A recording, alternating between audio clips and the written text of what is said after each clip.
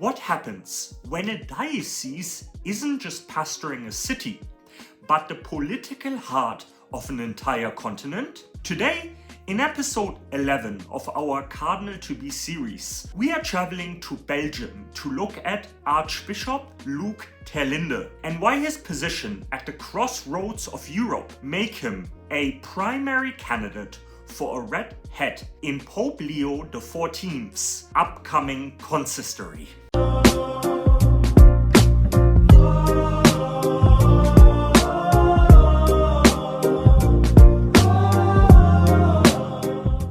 Hi, I'm Leander, the Collegial Catholic.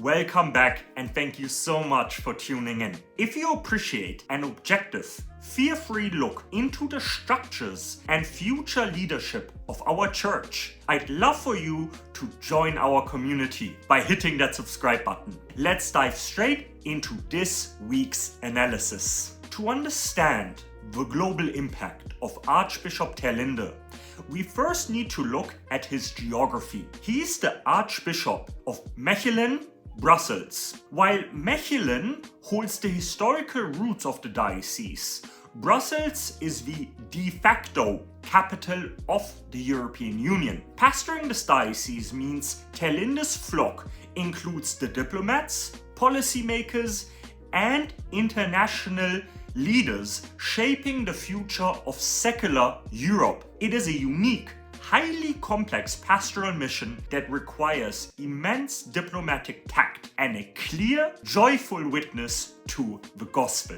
But here's the detail about Archbishop Terlinden's background that gives us a window into his pastoral style. Before he was appointed to the episcopate, he spent years heavily involved in youth ministry and served as a scouting chaplain. He was on the ground organizing camps and walking with young people in a highly secularized culture. That experiencing of biohacking with the youth formed his approach to leadership: practical, accessible, and deeply relational. Let's look at the macro. Why do I believe that Archbishop Terlinden will be created a cardinal? There are two powerful structural reasons. First, Brussels-Mechelen is what canon law and history refer to as a traditional cardinalatial see. For generations, the Archbishop of this diocese has almost automatically been given a red hat because of its historical prominence. Second, Pope Leo XIV understands the strategic value of Europe's capital. Having a cardinal in Brussels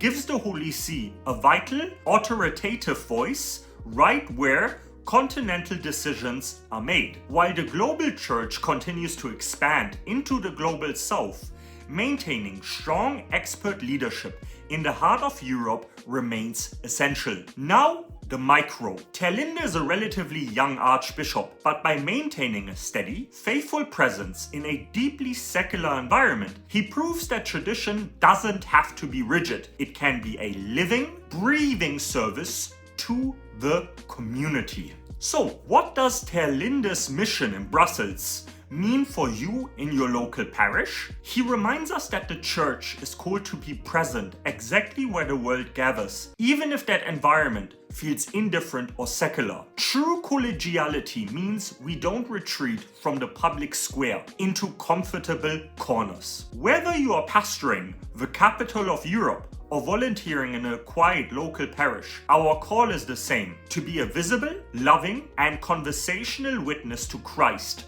right where we are placed. A Cardinal Terlinden would beautifully bridge the rich history of the European Church with the modern, complex realities of the secular world. I'm curious, as always, to hear your reflections. How can our local parishes do a better job of being a welcoming, visible witness in communities that have grown unfamiliar with the faith? Drop your thoughts in the comments below. I'm looking forward to reading your insights and joining the conversation. Stay collegial, stay fear-free, and I'll see you next week. Thank you so much for tuning in. Bye!